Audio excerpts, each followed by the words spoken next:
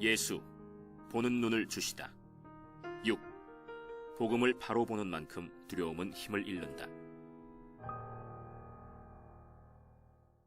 누가복음 2장 8절에서 20절. 그 지역의 목자들이 밤에 밖에서 자기 양떼를 지키더니 주의 사자가 곁에 서고 주의 영광이 그들을 두루 비추매 크게 무서워하는지라.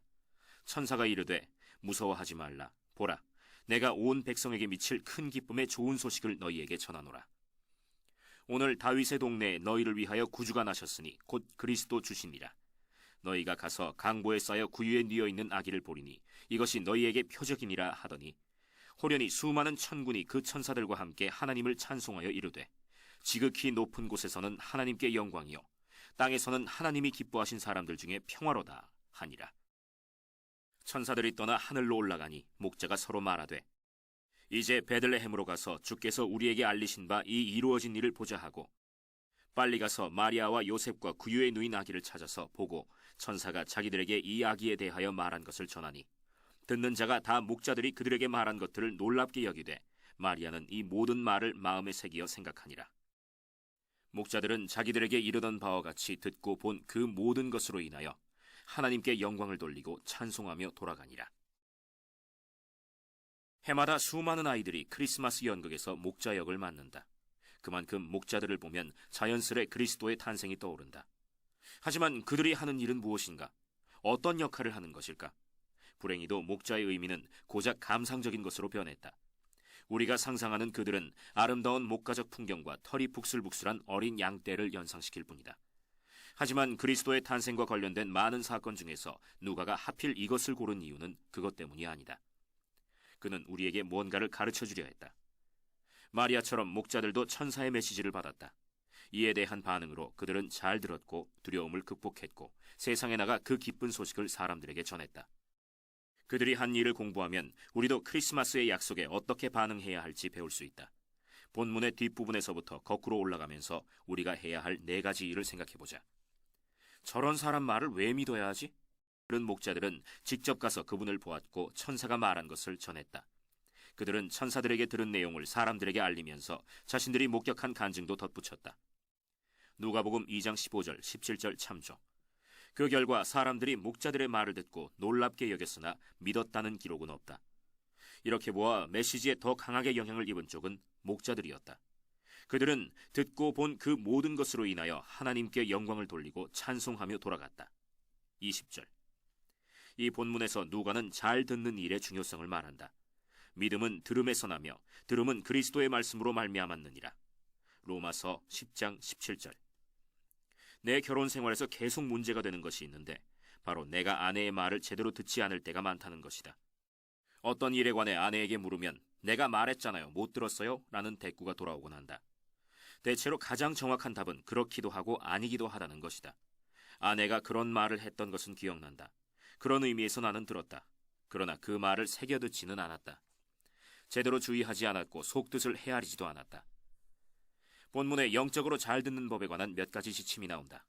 우리가 조심해야 할 일과 꼭 해야 할 일이 있다. 우리는 음성을 전달하는 메신저의 실력에 너무 한눈을 팔지 않도록 조심해야 한다. 보다시피 목자들이 다른 사람들보다 더 깊은 영향을 입은 듯 보이는데 이는 목자들이 메시지를 천사들에게 들은 반면 나머지는 다 평범한 목자들에게 들었기 때문일 수 있다.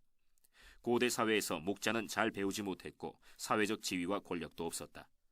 상상컨대 목자들이 들었던 천사들의 말은 줄잡아 말해도 감동적이고 황홀했을 것이다.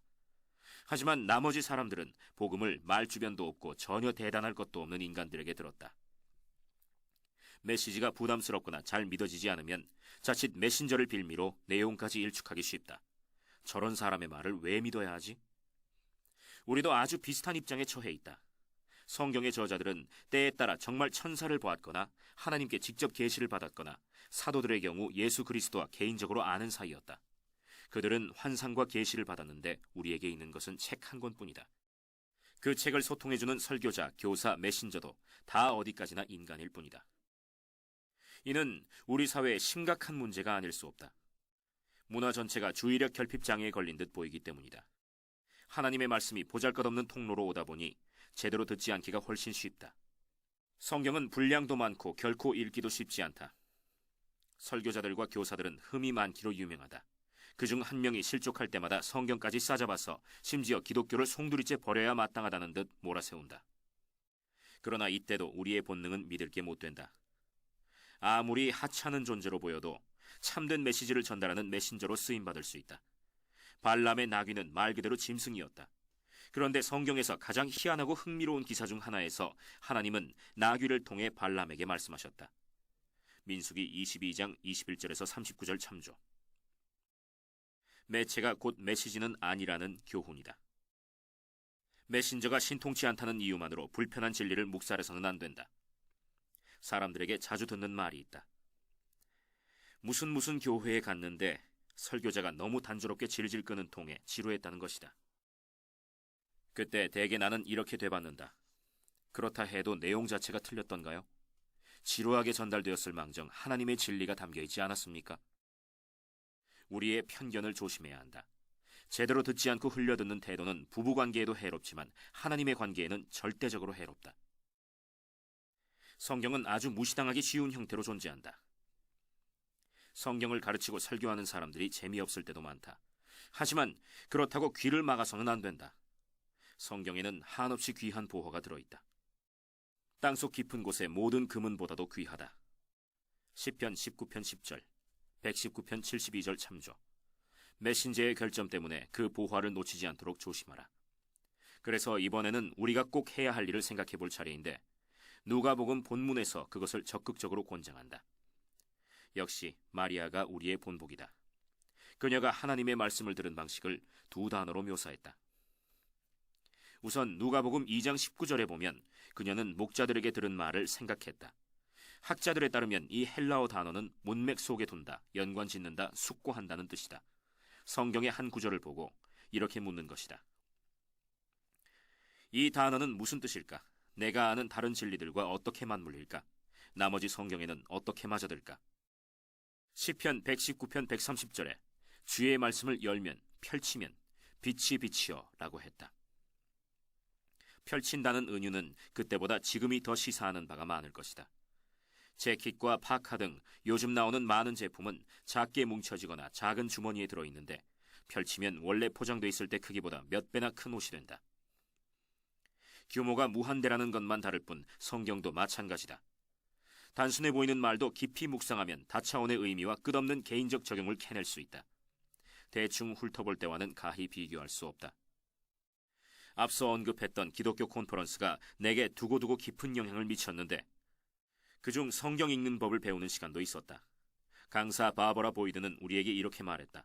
30분 동안 앉아서 마가복음 1장 17절에서 배울 점을 30가지 이상 적어보십시오.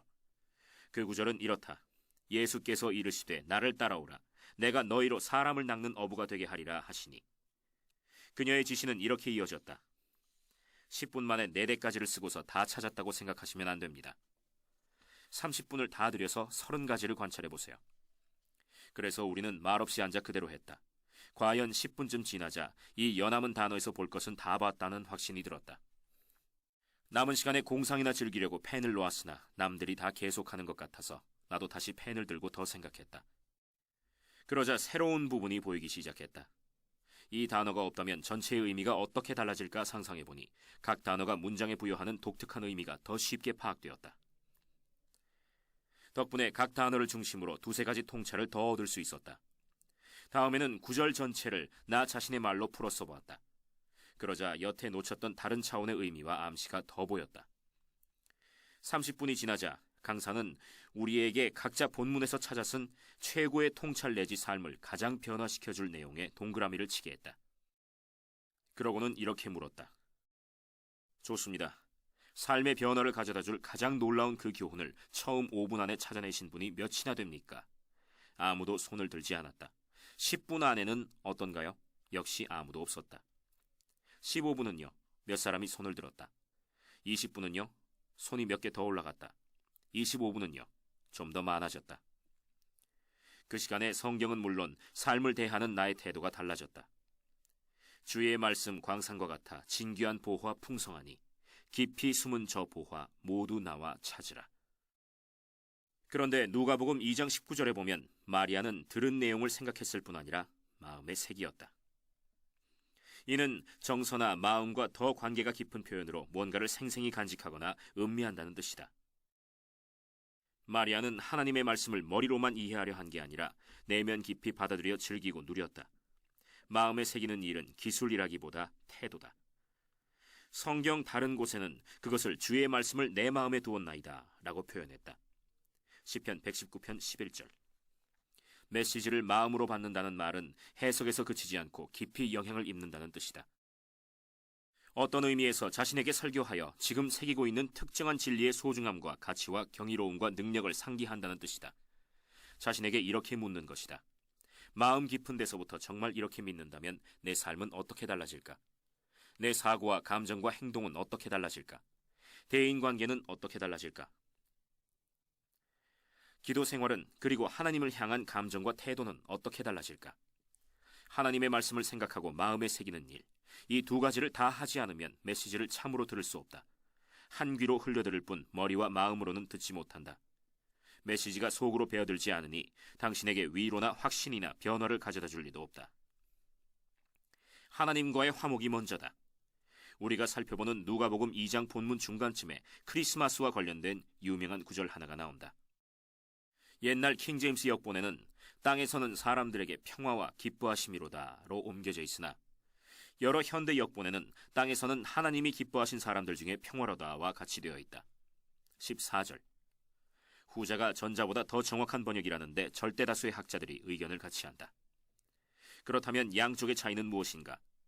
킹제임스 역본에 따르면 크리스마스란 그리스도를 통해 세상 만인이 평화를 누린다는 뜻으로 보이지만 다른 현대 역본들은 하나님이 기뻐하신 특별한 사람들만이 그분을 통해 평화를 얻는다는 말 같다. 둘 중 어느 해석도 완전히 정확하지는 못하다. 이 유명한 발표를 가장 잘 이해하려면 성경에서 평화를 대체로 어떤 의미로 사용하는지 기억해야 한다. 평화란 우환이 없고 평온한 만사형통하는 삶이 아니라 적의가 사라지고 전쟁이 끝나는 것을 말한다. 사장에 보았듯이 성경이 말하는 가장 중요하고 근본적인 평화는 하나님과의 화목이다. 인간의 마음은 본능적으로 스스로 왕이 되려 하며 그래서 우리를 향한 하나님의 주권에 적의를 품는다.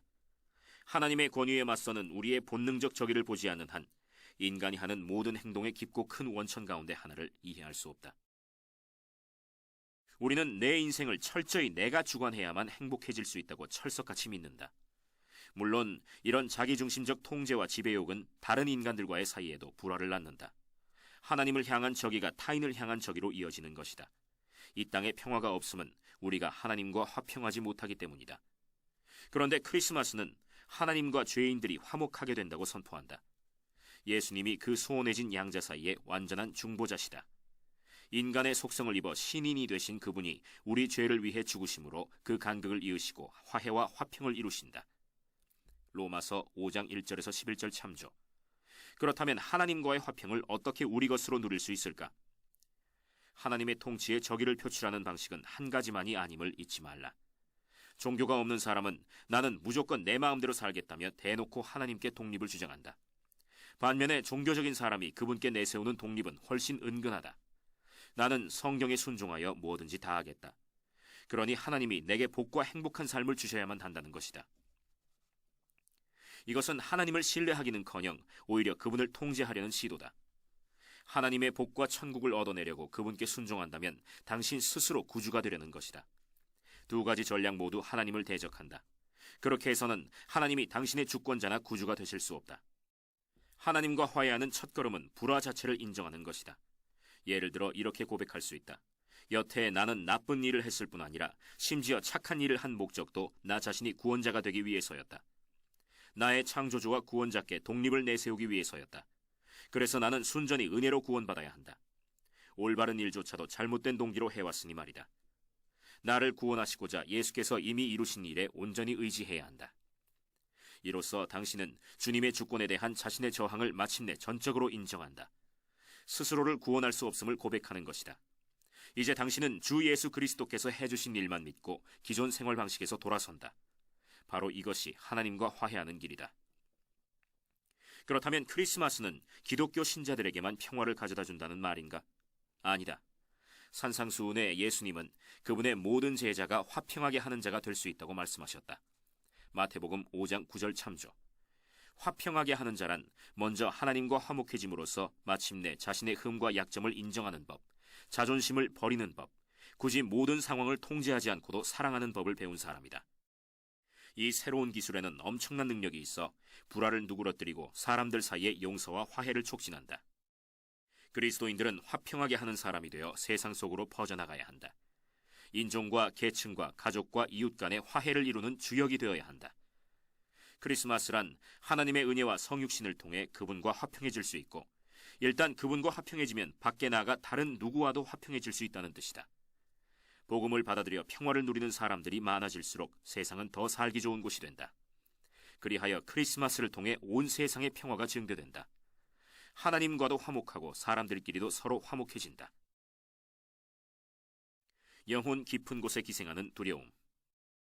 본문 앞부분에 목자들에게 배울 점이 또 하나 나온다. 전통적 번역은 이렇다. 무서워하지 말라. 보라, 내가 큰 기쁨의 좋은 소식을 너희에게 전하노라. 누가복음 2장 10절. 여기 크리스마스의 메시지에 반응할 세 번째 방식이 있다. 이 좋은 소식을 받아들이면 두려움이 사라질 수밖에 없다. 우리는 두려워해서는 안 된다. 왜 그런가? 바로 앞 구절에 보면 목자들은 크게 무서워했다. 언뜻 보기에는 별로 이상할 것도 없다. 뭔가 비상한 광경을 보면 누구나 두렵게 마련이다. 그러나 두려움의 원인은 거기서 그치지 않는다. 성경에서 사람들은 하나님과 가까워질 때마다 병적인 불안과 두려움을 경험했다. 하다못해 그분의 존전에 있다온 천사들 앞에만 서도 그랬다. 이 모두는 인류의 첫 조상이 경험한 근원적 두려움으로 거슬러 올라간다. 창세기 3장에 보면 본래 인간은 하나님과의 온전한 관계를 누리도록 지음받았다. 천지를 지으신 전능하신 사랑의 주님과 더불어 온전한 관계를 누리고 있다면 당연히 당신은 아무것도 두려워할 게 없다. 그분은 물론 그 밖에 무엇도 두려움의 대상이 아니다. 그것이 인류를 향한 본래 계획이었다. 그것대로라면 왜 두려움이 없을지 알겠는가? 대개 우리는 거절당하는 것과 실패를 두려워한다. 하지만 당신이 하나님의 사랑으로 온전히 충만하다면 남들이 어떻게 생각하든 거기에 개의치 않을 것이다. 우리는 또 미래와 환경을 두려워한다. 하지만 당신이 하나님을 온전히 안다면 그분을 신뢰할 것이다. 선하신 그분이 모든 것을 주관하시니 말이다. 나아가 죽음도 두렵지 않을 것이다. 영원히 그분과 함께할 것을 알기 때문이다. 그러나 인간은 하나님이 통치하시는 삶에서 일부러 벗어났고, 그러자 그분과의 관계가 끊어지고 우리는 두려움에 가득 차고 공포에 지배당하게 되었다. 창세기전 3장 8절에서 10절 참조. 뱀의 거짓말이 우리 마음속에 파고들었다. 그는 네 인생은 네가 주관해야지 하나님을 포함해서 아무에게도 맡겨서는 안 된다. 그럼 행복할 수 없고 최고의 것을 놓치고 만다. 라고 속였다. 이 왜곡이 모든 인간의 마음속에 전해져 하나님을 신뢰하는 데 두려움을 자아낸다. 하지만 그것은 분명 새빨간 거짓말이다. 이 세상에서 우리가 아무리 길을 써도 자신의 삶을 통제할 수 없기 때문이다. 스스로 통제권을 쥐고 누구의 신세도 지지 않아야만 평안해질 수 있다면 우리는 늘 두려울 수밖에 없다. 우리를 좌지우지할 사람들과 세력들을 예측하거나 통제할 수 없기 때문이다. 목자들이 천사들 앞에서 경험한 공포는 비단 초자연적 현상에 국한된 두려움만은 아니었다. 성경에 천사들이 나타날 때마다 그랬듯이 이는 인간이 거룩한 존재에게 근본적으로 위협을 느끼기 때문이다. 하나님의 영광이 나타날 때마다 인간의 근원적 두려움은 더 부각되고 증폭된다. 그만큼 우리가 하나님과 멀어져 있기 때문이다. 다행히 천사가 이런 놀라운 메시지를 알렸다. 이제 더는 두려워할 것 없다. 지금부터 내가 보여주려는 것을 보면 된다. 우리 영혼 깊은 곳에 기생하는 두려움은 영영 쫓겨날 수 있다. 어떻게 하면 될까? 천사가 답해 주었다. 무서워하지 말라. 그리고 보라. 누가복음 2장 10절 참조. 우리가 바라보아야 할 복음. 전통적 번역은 무서워하지 말라. 보라. 내가 좋은 소식을 너희에게 전하노라. 인데 현대 역보는 대개 보라라는 말을 영어의 의고체 표현으로 보고 생략한다. 하지만 성경의 헬라어 원문에 명백히 그 단어가 들어있다.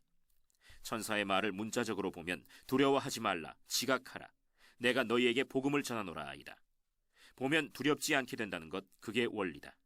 시간을 들여 복음의 메시지에 담긴 내용을 파악하면, 즉 보면 그동안 당신 삶을 어둡게 지배하던 두려움이 사라질 것이다.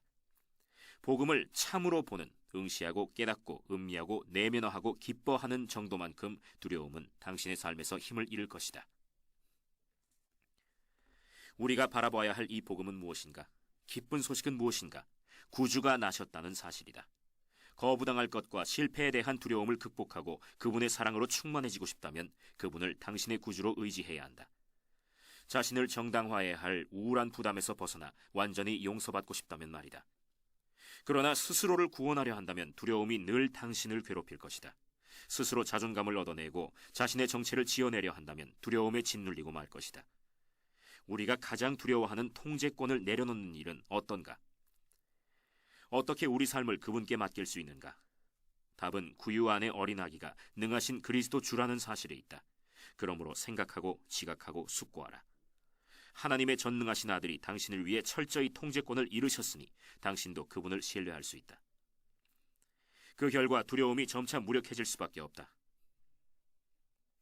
1961년에 러시아는 유리 가가린이라는 사람을 최초로 우주에 보냈다. 당시 러시아 수상 니키타 흐루시오프는 말하기를 우주비행사 가가린이 우주에 나가보니 신은 없었노라고 했다. C.S. 루이스는 이에 응수하는 형식으로 보는 눈이라는 기사를 썼다. 그는 우리를 창조하신 신이 계실진데 공중에 올라간다고 해서 그분을 발견할 수는 없다고 말했다. 하나님이 인간을 대하시는 방식은 2층 사람이 1층 사람을 대하는 방식과는 다르다. 그분이 우리를 대하시는 방식은 셰익스피어가 햄릿을 대하는 방식과 같다. 셰익스피어는 햄릿 자신과 햄릿의 세계를 창조했다. 햄릿이 셰익스피어를 알려면 저자가 극 중에 자신에 대한 정보를 밝혀야만 가능하다. 마찬가지로 우리도 하나님이 자신을 계시해 주셔야만 그분을 알 수 있다. 크리스마스의 주장은 그보다 무한히 더 경이롭다. 하나님은 우리에게 자신의 정보만 써주신 게 아니라 역사의 극 중에 자신을 써넣으셨다. 그분은 우리를 구원하시고자 예수 그리스도로 이 세상에 오셔서 우리를 위해 죽으셨다. 보라, 당신을 위해 그렇게까지 하신 분을 신뢰하지 않겠는가? 지금도 천사는 네 모든 두려움에서 벗어나고 싶은가? 그러면 보라, 크리스마스를 보라, 그분이 하신 일을 보라 라고 외친다. 당신이 그것을 보고 깨닫고 마음에 새기어 생각하는 정도만큼 두려움이 물러가기 시작할 것이다. 두려워하지 말라. 보라.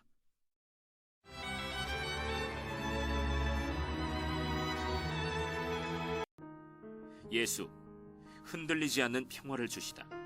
7. 마음을 찌르는 칼, 참 평화를 위한 불화다. 누가복음 2장 33절에서 35절. 그의 부모가 그에 대한 말들을 놀랍게 여기더라. 시므온이 그들에게 축복하고 그의 어머니 마리아에게 말하여 이르되, 보라, 이는 이스라엘 중 많은 사람을 패하거나 흥하게 하며 비방을 받는 표적이 되기 위하여 세움을 받았고 또 칼이 내 마음을 찌르듯 하리니 이는 여러 사람의 마음의 생각을 드러내려 함이니라 하더라. 요셉과 마리아는 생후 8일 된 아기 예수에게 할례를 행하러 성전에 갔다가 메시아를 기다리는 시므온이라는 노인을 만났다. 일가족이 그의 곁을 지나가는데 그가 성령의 감화로 예수님의 참 정체를 알아보았다. 그는 아기를 품에 안고 이제는 세상에 널리 알려진 말을 했다. 예로부터 기독교 전리에서 독송해온 그 말을 눈크 디미티스라고 하며 대개 다음과 같이 번역한다. 주제여, 이제는 말씀하신 대로 종을 평안히 놓아주시는도다. 내 눈이 주의 구원을 보았사오니. 누가복음 2장 29절에서 30절. 시므온은 자신을 오래 살게 하셔서 메시아를 보게 해주신 하나님께 감사를 드렸다. 눈크 디미티스는 누가복음 2장 29절에서 32절에 나오는데 시므온이 한 말이 그게 다는 아니다. 누가에 따르면 마리아와 요셉이 그의 말을 거기까지 듣고 놀랍게 여긴 후에 시므온은 마리아를 똑바로 보며 이렇게 덧붙였다.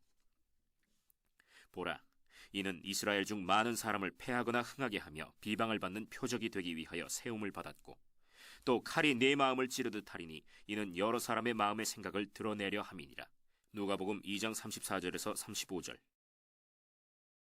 시므온의 말 중에서 이 부분은 비교적 알려져 있지 않은데 그 이유를 알만하다.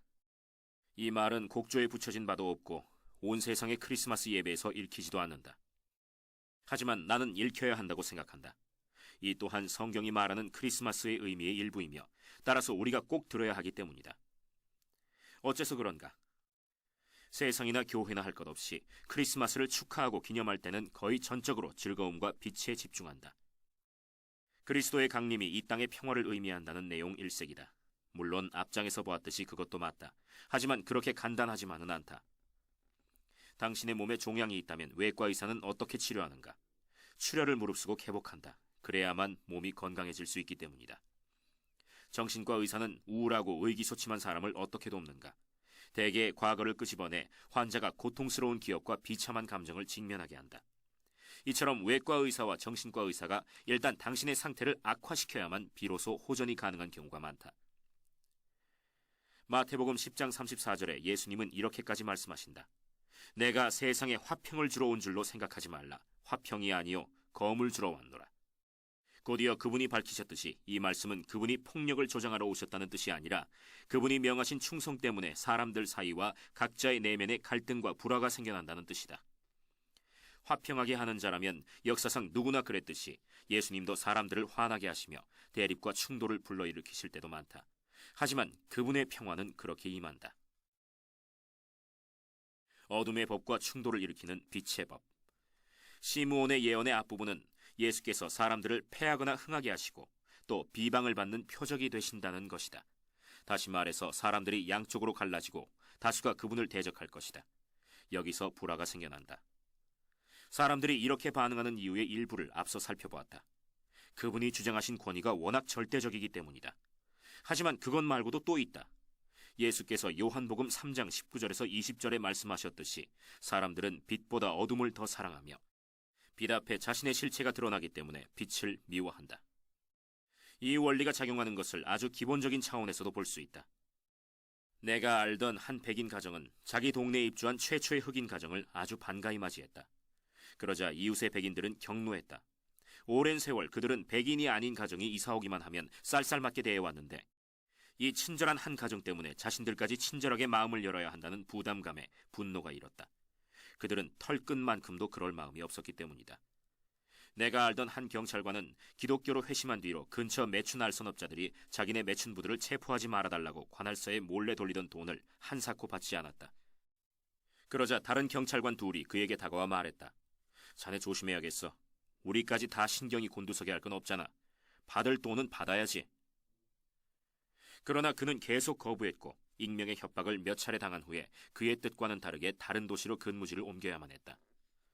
원리가 작용하는 게 보이는가? 당신이 굳이 예수 그리스도가 되지 않아도 사람들은 자신의 실상이 들통나면 경노한다. 그냥 바르고 정직하게 살기만 해도 사무실의 험담, 정부의 부정부패, 동네의 인종차별이 드러난다.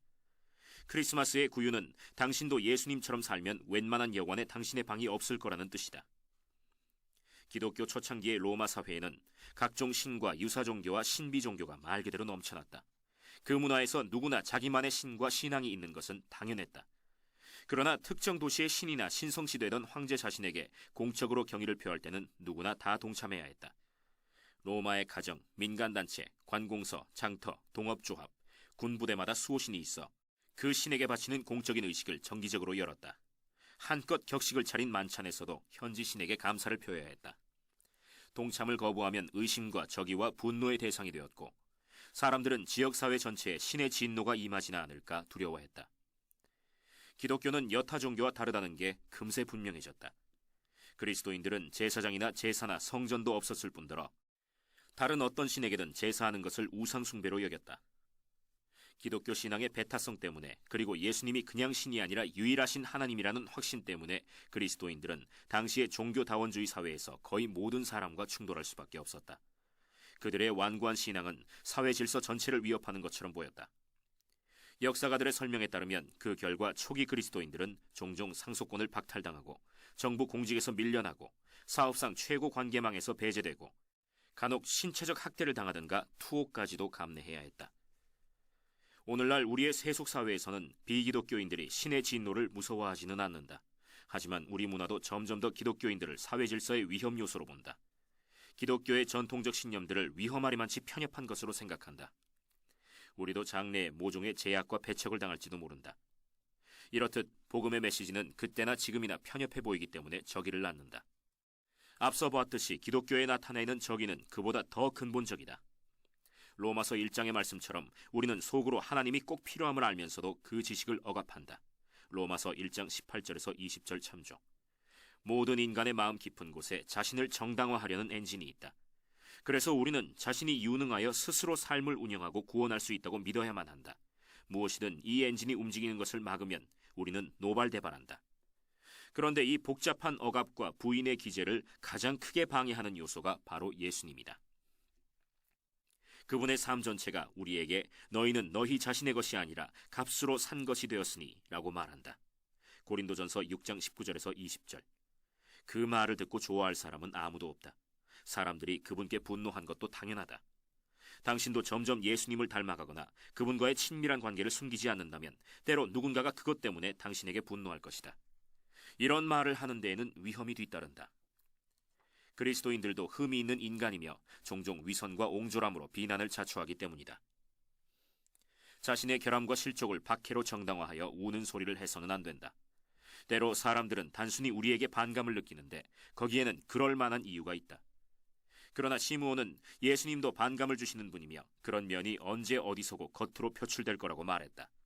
즉 누구든지 그분과 동호하는 사람도 반감을 주는 존재로 비춰지게 마련이다. 예수께서 우리 삶에 들어오시면 우리는 화평하게 하는 자가 되지만 동시에 불화도 뒤따른다. 당신이 헌신된 그리스도인이라면 화평하게 하는 일의 승리도 알 것이고 가슴 아픈 대립도 알 것이다. 나는 화평을 원할지라도 내가 말할 때에 그들은 싸우려 하는도다. 시편 120편 7절. 시편의 저자가 쓴 이 말에 그리스도인들도 공감할 때가 많다. 뒤로 물러서지 말라. 시므온의 말은 거기서 끝나지 않았다. 여전히 마리아를 보며 그는 칼이 내 마음을 찌르듯 하리니 라고 덧붙였다. 누가복음 2장 35절. 정말 그 말대로 되었다. 예컨대 우리는 그녀가 십자가 앞에 서서 아들의 죽음을 지켜보았음을 안다. 요한복음 19장 25절 참조. 물론 그녀는 자신의 아들이 그리스도 곧 메시아라는 모든 증언을 오랜 세월 알았고 깊이 생각했다. 그러나 그분 주변의 모든 사람들처럼 그녀도 그런 처참한 요절과 뒤이은 부활을 예상하지는 못했다. 예수님의 모든 제자들처럼 그녀에게도 십자가는 틀림없이 모든 희망과 꿈이 비참하게 짓밟히는 것으로 보였을 것이다. 이 비참한 환멸 외에도 마리아에게는 자식의 죽음을 봐야 하는 참척의 고뇌와 한없는 비애가 따로 더 얹어졌다. 이미 그전부터 예수님의 사역은 마리아를 큰 혼란에 빠뜨렸다. 마가복음 3장에 보면 그분의 주장과 사역은 어머니와 동생들에게 말 그대로 광기로 비춰졌다. 그들이 그분을 억지로 집에 데려가려고 찾아갔으니 이는 그가 미쳤다 함이었다. 21절. 사역하시던 곳으로 찾아가 그분을 밖으로 부르는 그들을 예수님은 거부하셨다. 어머니와의 연을 끊었다는 말이 아니다. 십자가에서 죽어가던 중에도 어머니 마리아를 사랑하여 살 길을 마련해 주신 예수님이었다. 요한복음 19장 25절에서 27절 참조. 그러나 마리아를 비롯한 가족들이 그분께 설교와 가르침을 그만두라고 했을 때 그분은 누가 내 어머니이며 동생들이냐 라고 응수하셨다. 마가복음 3장 33절. 그러고는 무리와 제자들을 둘러보시며 내 어머니와 내 동생들을 보라. 누구든지 하나님의 뜻대로 행하는 자가 내 형제요 자매요 어머니이니라 라고 말씀하셨다. 34절에서 35절. 신약에서 마리아보다 더 감탄스럽고 매력적인 인물은 별로 없다. 앞서 보았듯이 그녀는 천사에게 믿음으로 반응했고 목자들에게 지혜롭게 반응했다. 하지만 이번 예에서 보다시피 그런 마리아조차 모든 걸 올바로 알지는 못했다. 아들이 이 땅에 온 목적, 지금부터 필요한 일, 자신이 해야 할 마땅한 반응을 그녀는 심히 잘못 알았다. 그래서 예수님을 막으려 했고 세상을 구원하시려는 사역을 말리려 했다. 이것이 엄청난 과오였던 만큼 예수님의 책망도 마리아에게 뼈아프게 다가왔을 것이다. 여기서 또 한 번 마리아는 예수님을 사랑하는 모든 사람들의 전형으로 우리 앞에 서 있다. 당신도 예수님을 사랑하고 삶에 모시면 칼이 당신의 마음을 찌를 것이다. 내면에 갈등이 생기고 때로 혼란과 심한 고통이 따를 것이다. 뭔가를 잘못 알기도 할 것이다. 그분과 싸울 수도 있고 당신 자신과 싸울 수도 있다. 왜 그럴까? 19세기의 성공의 주교 J.C. 라일은 그리스도인을 이렇게 이야기한다. 하나님의 자녀에게는 두 가지 큰 표지가 있다. 그는 내면의 평화로 알려지는 것 못지않게 내면의 전투로도 알려질 수 있다. 그리스도를 믿고 나면 많은 싸움이 끝나거나 거의 끝난다. 자신을 입증하려는 씨름, 자신의 정체를 발견하려는 씨름, 고난까지 소화하게 해줄 삶의 의미를 찾으려는 씨름, 참된 만족을 얻으려는 씨름, 이 모든 싸움이 해결된다. 그러나 그리스도를 믿으면 전혀 새로운 차원의 분투가 촉발된다. 그래서 라일은 진정한 그리스도인을 아는 기준이 새로운 평화만이 아니라 또한 새로운 갈등이라고 했다. 그의 설명을 더 들어보자. 수많은 자칭 기독교인들이 일요일마다 교회와 예배당에 나간다. 그들의 이름은 세례자 명부에 올라있다. 그들은 사는 동안 기독교인으로 간주되고 기독교식으로 혼례를 치르고 죽어서도 기독교인으로 묻힌다. 그러나 그들의 신앙에는 싸움이 전혀 보이지 않는다. 그들은 영적 전투, 수고, 충돌, 자부인, 경계, 교전을 그야말로 전혀 모른다. 이런 기독교는 성경의 기독교가 아니다. 그것은 주 예수께서 세우시고 그분의 사도들이 전한 신앙이 아니다. 참된 기독교는 싸움이다. 라일의 화려한 수사법은 오늘날보다 영국 빅토리아 시대에 더 어울릴지 모르지만 그의 말은 절대적으로 옳다. 그리스도께서 가져다 주시는 새로운 평화에는 반드시 새로운 싸움이 따른다. 어떻게 그런지 두 가지 면에서 생각해보자. 우선 하나님의 평화는 회개라는 내적 싸움 이후에 찾아온다. 회개는 소독제와 같다. 환부에 소독제를 부으면 따끔하지만 치료가 된다. 회개도 그와 같아서 내면의 큰 고통을 유발한다. 시인하고 싶지 않은 일을 시인해야 하고 인정하고 싶지 않은 약점을 인정해야 하기 때문이다. 그러나 용서와 화해라는 새로운 평화에 이르는 길은 그것뿐이다. 교만과 독선적 태도는 당신에게나 주변 사람들에게나 아주 버거운 짐인데 회개하면 그것이 무너진다. 회개의 고통을 통과하지 않고는 새로운 평화에 들어설 수 없다. 또한 하나님의 평화는 복종에 수반되는 내적 싸움 이후에 찾아온다. 로마서 6장에서 8장에 바울은 그리스도인의 옛 자아와 새 자아 사이의 내적 전투를 언급했다. 옛 자아는 계속 우리의 주인이 되려 하지만 새 자아는 하나님을 하나님 되시게 해드리는 평화를 안다. 두 의지가 어긋나면 당연히 싸움이 벌어진다. 그러나 하나님과 충돌할 때마다 복종하여 결국 나의 원대로 마시옵고 아버지의 원대로 하옵소서라고 고백하면 그분의 평화 속으로 더 깊이 들어간다. 내가 아는 한 그리스도인은 끔찍한 사고로 사지를 못 쓰게 되었다. 여러 해 동안 원망과 분노에 차있던 그녀는 어느 날 하나님, 제가 하나님대로 우주를 어떻게 운영하라고 지시할 권한은 없습니다 라고 기도했다. 이 돌파구에 이른 뒤부터 그녀는 광채를 발했다. 일단 이 싸움에 이기고 나면 아무것도 우리를 무너뜨릴 수 없다. 그녀는 그리스도를 신뢰하는 마음이 더욱 깊어졌다. 아무도 고난을 자청할 필요는 없다. 하지만 고난 속에서도 그분을 더욱 신뢰하는 사람에게는 가실 줄 모르는 기쁨, 강인한 성품, 달리는 얻을 수 없는 능력이 싹튼다. 이런 싸움이야말로 흔들리지 않는 평화를 가져다 줄 수 있다. 예수님은 자신이 검을 주러 왔다고 말씀하셨고 시므온도 똑같이 말했다. 이 말의 의미를 알고 있는가? 예수님 때문에 우리가 저기의 대상이 된다는 뜻이다. 그리스도인의 삶에 고통스러운 싸움이 많다는 뜻이다. 그래서 크리스마스는 그리스도인이 자기 연민에 빠지거나 근시안이 되어서는 안 된다고 가르친다. 이런 싸움의 궁극적 결과가 더 깊은 평화와 기쁨이기 때문이다. 시므온의 말은 그리스도인들이 환난을 예상하고 각오해야 한다는 것이다. 평화에 이르는 여정에는 치열한 전투가 있게 마련이다. 예수님이 그리하시지 않았는가? 그분은 고뇌의 십자가를 통해 평화를 이루셨다. 그러니 우리 앞에 싸움이 닥쳐와도 놀라서는 안 된다. 어떻게 하면 굳센 결의로 시련과 역경의 검을 감당할 수 있을까? 우리를 위해 굳센 결의로 최악의 검을 감당하신 예수님을 보면 된다. 창세기 3장에 보면 하나님은 인류를 생명나무가 있는 그분의 존전에서 쫓아내셨고 또한 불칼을 두어 영생으로 되돌아가는 길을 지키게 하셨다. 창세기 3장 24절 참조. 이는 표현만 다를 뿐 죄의 삭은 사망이요 라는 말과 같다. 로마서 6장 23절. 구약 전체에서 증언하는 내용이다. 그래서 성막이나 성전에서 죄가 속해질 때마다 동물이 대신 칼에 죽임을 당해야 했던 것이다. 그렇다면 예수님이 지신 십자가는 무엇인가? 우리를 대신하신 죄값이다. 그분도 검에 맞아 희생되셨다. 그가 살아있는 자들의 땅에서 끊어짐은 마땅히 형벌받을 내 백성의 허물 때문이라. 이사야 53장 8절. 자기 연민에 빠지거나 비겁해지지 말자. 예수님을 벤 검은 그분이 우리에게 감당하게 하시는 그 어떤 일보다도 무한히 컸다. 그렇게 그분은 우리를 위해 싸우셨다. 게다가 최후의 순간 검이 그분을 내리칠 때 그분은 철저히 혼자셨고 아버지께마저 버림받으셨다. 마태복음 27장 46절 참조. 그러나 우리는 역경을 지날 때 결코 혼자가 아니다. 그분이 늘 우리 곁에 동행하신다. 내 너와 함께하여 환난 중에 복주고 내 깊은 근심마저 거룩하게 하리라. 시므온이 마리아에게 칼이 내 마음을 찌르듯 하리니 라고 했을 때 마리아가 제 마음을 칼에 찔리고 싶지 않습니다 라고 말했다면 어떻게 되었을까? 예수님께서 내 마음을 칼에 찔리고 싶지 않다, 그런 식으로는 평화를 이루고 싶지 않다 라고 말씀하셨다면 지금 당신은 어디에 있을까? 나는 어디에 있을까? 그러니 우리도 뒤로 물러서지 말자. 그분의 뒤를 따라 평화에 이르자.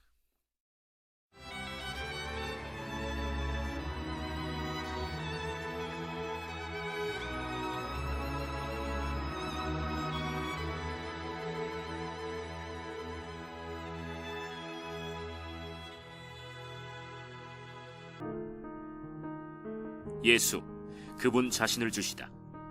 8. 되찾은 그 이름 예수, 이제 감출 수 없으리라. 요한일서 1장 1절에서 4절.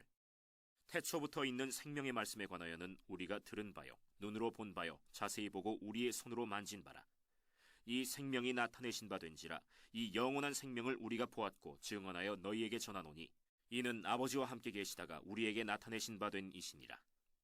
우리가 보고 들은 바를 너희에게도 전함은 너희로 우리와 사귐이 있게 하려 함이니 우리의 사귐은 아버지와 그의 아들 예수 그리스도와 더불어 누림이라. 우리가 이것을 쓰면 우리의 기쁨이 충만하게 하려 함이라. 크리스마스 관련 성경하면 대부분 예수님의 탄생에 관한 기사를 떠올린다. 천사, 마리아와 요셉, 목자, 동방박사에 대해 듣고 싶은 것이다. 위에 인용한 요한일서의 서두는 언뜻 크리스마스와 관련된 본문 같지가 않다. 그러나 그 사건 자체를 기록한 것은 아니어도 이를 통해 요한은 우리에게 예수 탄생의 의미를 놀랍도록 간명하게 설명해준다. 교만과 자기 혐오 사이에서 갈팡거리다. 크리스마스는 구원이 은혜로 주어진다고 외친다. 물론 이미 살펴본 내용이지만 요한이 여기에 어떻게 설명하는지 보라. 요한복음 1장에서 예수님을 말씀으로 칭한다. 태초에 말씀이 계시니라. 이 말씀이 하나님과 함께 계셨으니 이 말씀은 곧 하나님이시니라. 요한복음 1장 1절. 요한일서 1장에서는 그분을 생명의 말씀 1절과 영원한 생명 2절으로 칭한다. 요한이 아버지와 함께 계시다가 우리에게 나타내신 바 되었다고 말한 이 영원한 생명은 곧 예수 그리스도 자신을 가리킨다. 깜짝 놀랄 진술이지만 요지는 분명하다. 단지 예수 그리스도께 영생이 있거나 그분이 영생을 주시는 정도가 아니라 그분 자신이 곧 영원한 생명이요 구원이라는 것이다. 이것이야말로 크리스마스와 관련된 모든 본문의 숨은 진리다. 다른 모든 종교는 창시자가 영생을 가리켜 보일 뿐이지만 예수님은 육신을 입고 오신 하나님이시므로 그분 자신이 곧 영원한 생명이다. 믿음으로 그분과 연합하고 사랑으로 그분을 알면 누구나 이 영생을 받는다. 그뿐이다. 그것만으로 다 된다. 그 밖에 우리 쪽에서 성취하거나 이루어내야 할 조건이 하나도 없다. 지난 세월 내게 이런 식으로 말한 사람들이 있다. 내가 믿는 예수님을 잘 모르겠다. 성육신이나 온갖 교리를 왜 믿는지도 모르겠다. 하지만 교리는 중요하지 않다. 중요한 건 내가 착실하게 사는 것이다. 그러나 교리는 중요하지 않다. 중요한 건 내가 착실하게 사는 것이다 라는 그 말도 교리다. 이것을 가리켜 은혜 구원이 아닌 행위 구원의 교리라 한다. 거기에 깔린 전제는 당신이 구주가 필요할 정도로 죄인은 아니며 스스로의 힘으로 바르게 살아갈 수 없을 정도로 연약하지는 않다는 것이다. 사실상 당신은 하나님과 인간과 죄의 속성을 총망라한 일련의 교리를 주창하는 것이다. 그런데 크리스마스의 메시지는 그게 다 틀렸다고 말한다. 당신은 천국에 갈 자격을 하나님에게서 스스로 얻어낼 수 있다고 믿을 수도 있고 인간답게 살아갈 도덕적 자원이 자기 안에 있다며 종교를 아예 거부할 수도 있다. 그러나 그 둘 중 하나의 입장을 취한다면 당신의 삶은 두려움과 불안에 지배당할 것이다. 결코 자신이 이만하면 충분하다고 느껴지지 않을 테니 말이다. 행여 정말 충분하다고 느껴진다면 당신은 교만해지거나 다른 사람들을 멸시할 것이고 반대로 실패했다고 느껴지면 자기 혐오에 빠질 것이다. 당신은 아마 이런 몇 가지 생활 방식 사이에 내동댕이 쳐져 오락가락을 되풀이할 것이다. 하지만 다른 길이 있다. 당신은 오직 그리스도를 믿어 은혜로만 구원받는다는 크리스마스의 진리를 믿을 수 있다. 그러면 자신의 참 정체를 알 수 있다. 그래서 교만에서 벗어나 겸손해지고 인정받고 사랑받으니 불안도 점차 사라지며 실패하더라도 용서와 회복을 누릴 수 있다. 정말로 그분 자신을 주셨다. 그래서 크리스마스 이야기가 실제 일어난 사건이라는 게 더없이 중요하다. 만일 우리가 자신의 노력으로 구원받는다면 예수님에 관한 이야기의 목적은 하나뿐이다. 우리에게 감화를 끼쳐 그분을 닮고 본받게 하는 것이다. 이야기 자체가 실화인지 허구인지는 중요하지 않다. 중요한 건 그 속에 우리 삶의 본보기가 있다는 것이다. 그러나 우리가 은혜로 구원받는다면, 즉 자신의 행위로가 아니라 그분이 이루신 일로 말미암아 구원받는다면 복음의 위대한 사건들, 성육신, 십자가의 속죄, 죽음 후의 부활은 반드시 시간과 공간 속에서 실제로 일어난 일이어야만 한다. 이번 장 본문이 바로 그 사실을 확증해준다. 요한은 우리가 들은 바요, 눈으로 본 바요, 우리의 손으로 만진 바라 라고 말했다. 왜 이렇게 강조하는 것일까? 그냥 화려한 수사법일까? 그렇지 않다. 신약학자 로버트 야브로에 따르면 이 동사들은 고대 법정에 선 증인들의 다양한 증언과 일치한다. 따라서 우리가 보았고 증언하여라는 요한의 말은 대화가 아니라 법적 증언이다. 듣고 보고 만졌다는 말은 법정에서 쓰던 어법이다. 요한은 이렇게 말한 셈이다. 이것은 그저 근사한 이야기를 모은 게 아니다. 나를 비롯하여 목격자들이 많이 있다. 그래서 우리는 증언한다. 우리는 정말 그분을 보았다. 그분은 정말 사셨고 정말 죽으셨고 정말 죽음에서 부활하셨다. 크리스마스가 그럴듯한 전설에 불과하다면 어떤 의미에서 당신은 스스로 살 길을 찾아야 한다. 그러나 크리스마스가 사실이라면 당신은 은혜로 구원받을 수 있다. 사도 요한은 전적으로 실화라고 증언한다. 날마다 그분과 더 친해지기. 요한복음 1장 1절에서 2절은 크리스마스의 사건이 실제로 있었다는 일종의 법적 증언이다. 요한은 하나님이 베들레헴의 구주로 태어나셨다는 천사들의 선포가 사실이라고 역설했다. 이어 3절, 4절에서 그는 그와 같은 선포를 한 목적으로 넘어간다. 크리스마스는 당신이 하나님과 교제를 나눌 수 있다는 걸 의미한다. 요한은 독자들이 자신의 증언을 믿기를, 그리하여 그들도 아버지와 아들과 더불어 누리는 교제에 동참할 수 있기를 원했다. 3절 참조. 여기에 쓰인 코이노니아라는 단어는 함께 나누는 관계를 뜻한다. 이 깊고 친밀한 다차원의 결속이라는 개념을 지금은 교제라는 말로 표현한다. 요한에 따르면 예수님을 직접 보고 알았던 사도들 및 다른 이들처럼 신자들도 이와 똑같이 하나님과 인격적 교제를 나눌 수 있다. 지난 세월 타 종교의 많은 교인들이나 지도자들과 유익한 대화를 나누곤 했다. 그럴 때면 그들의 각 종교에서는 개인과 신의 관계가 어떻게 이루어지는지 물어본다. 그들이 들려준 대답은 대체로 이러했다. 동양 종교들의 경우 인격적 교제가 아예 불가능하다. 신이란 결국 비인격적 힘이므로 인간이 그 힘과 합의를 이룰 수는 있어도 인격적 소통을 나눌 수는 없다. 다른 주요 종교들의 경우 신이 인격체이긴 하지만 너무 멀리 떨어져 있어 신자들과 친밀한 사랑의 교제를 나눈다고 말할 수 없다. 대화를 한 후 기독교의 차이가 성육신에 있다는 확신이 들었다. 하나님이 육신이 되었다는 말은 다른 어떤 종교에도 없다. 찰스 웨슬리의 찬송가에 나오는 하늘에서 내려와 사람 몸을 입었네라는 놀라운 소절을 생각해보라. 하나님의 영광을 보여달라는 모세에게 그분은 그러면 죽을 거라고 말씀하셨다. 그런데 요한복음 1장에는 예수님을 통해 우리가 그의 영광을 보니 아버지의 독생자의 영광이요 은혜와 진리가 충만하더라 라고 했다. 요한복음 1장 14절. 찰스 웨슬리는 하나님이 숨어 계시다고 하지 않고 우리 눈에 보이게 하늘에서 내려와 사람 몸을 입었네 라고 노래했다. 과학교사들이 학생들에게 지시하듯이 태양의 특성을 직접 관찰할 때 눈을 다치지 않으려면 필터를 통해 보아야 한다. 마찬가지로 우리도 사람이신 그리스도를 통해 하나님의 영광을 본다. 하나님을 인격적으로 알려면 그분에 관한 전반적 사실을 믿거나 그냥 기도만 해서는 안 된다. 복음서의 본문들 속에 푹 빠져들어야 한다. 복음서를 읽을 때 우리는 인간의 형체를 취하신 하나님을 본다. 완전하신 그분을 우리 눈높이에서 본다. 그분의 사랑과 겸손과 지식과 지혜와 긍휼을 본다. 더는 그것이 추상적 개념이 아니다. 구약에서 보는 하나님의 영광은 무서울 정도로 압도적이지만 이제 그것이 예수 그리스도를 통해 가까이 다가왔다. 우리는 그분을 만질 수 있고 느낄 수 있다. 무엇보다 그분은 누구나 직접 관계를 맺을 수 있는 대상이 되셨다. 크리스마스와 성육신은 하나님이 어떤 희생도 마다하지 않으시고 우리에게 인격적으로 알 수 있는 대상이 되어주셨음을 선포한다. 그분과 교제를 나누는 삶은 실제로 어떤 모습일까? 18세기 영국의 감리교 목사였던 데니얼 스틸은 인생의 어느 한때를 글로 이렇게 표현했다. 거의 매주 때로는 거의 매일 그분의 크신 사랑이 어찌나 무겁게 나를 덮치는지. 나의 전 존재, 곧 몸과 영혼이 그 넘치는 기쁨을 차마 감당하지 못해 중압감으로 신음할 정도다. 그런데 이렇게 충만한데도 더 갈급해진다. 그분은 내 존재의 모든 방을 열어 그 찬란한 임재의 빛으로 터질 듯이 충만하게 하신다. 여태 닿지 않던 구석에까지 빛이 비쳐드니 온전히 사랑스러우신 예수님의 임재 안에서 모든 옹이마저 녹는다. 다시 말하지만 이 목사가 말한 것은 평소 기도 생활이 아니라 유난히 풍성했던 인생의 어느 한때다. 그때 그는 하나님과의 깊은 인격적 교제를 경험하며 깜짝 놀랐고 그것이 그를 변화시켰다. 아무리 강건한 그리스도인이라도 평소에 늘 그러한 것은 아니다. 이 말을 인용한 것은 그런 삶이 가능함을 보여주기 위해서다. 요한일서 1장 1절에서 4절에 따르면 성육신 덕분에 그것이 가능해졌다. 예수님은 중보자가 되어 중간의 벽을 허무셨다. 그래서 지금 우리가 하나님과의 교제를 누릴 수 있다. 당신은 그런 삶을 아는가? 우리도 기도 생활을 통해 하나님과의 풍성한 교제에 동참하고 있는가?